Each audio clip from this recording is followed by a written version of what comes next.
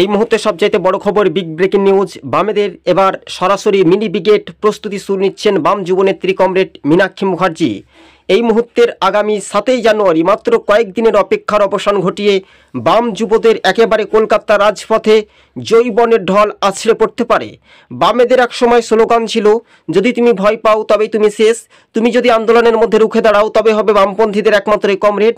বাংলার অগ্নিকন্যা কমরেড মীনাক্ষী মুখার্জির নেতৃত্বে সরাসরি কিন্তু ব্রিগেড প্রস্তুতি শুরু।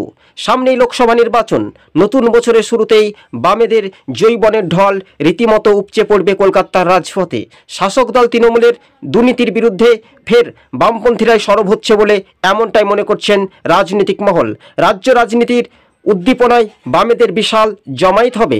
কয়েক হাজার লক্ষর একেবারে রীতিমতো দেখা যেতে পারে রাজনৈতিক সমীকরণের মানচিত্র রূপরেখা আগামী কোন পথে এগিয়ে যাবে। সরাসরি কিন্তু 2024 যে লোকসভা নির্বাচনে তৃণমূলকে হারানোর টার্গেট নিচ্ছে বিরোধী রাজনৈতিক দলগুলো। কেননা রাজ্যে শিক্ষা নেই, চাকরি নেই, নেই কোনো আজ প্রশ্ন। শাসকের নেতা মন্ত্রীদের কোটি কোটি টাকার দুর্নীতি, বাম যুবদের জৈবনের ঢল রীতিমতো আছড়ে পড়ছে জেলায় জেলায়। বাম যুব সংগঠন এসএফআই ও ডিওএফআই এর নেতৃত্বে আগামী 7ই জানুয়ারি কলকাতার রাজপথে বিশাল জমায়েত হবে।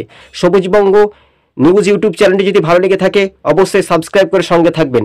রাজ্য রাজনীতিতেই বামেদের নতুন চমক আসতে চলেছে, একেবারে জৈবনের ঢল রীতিমতো।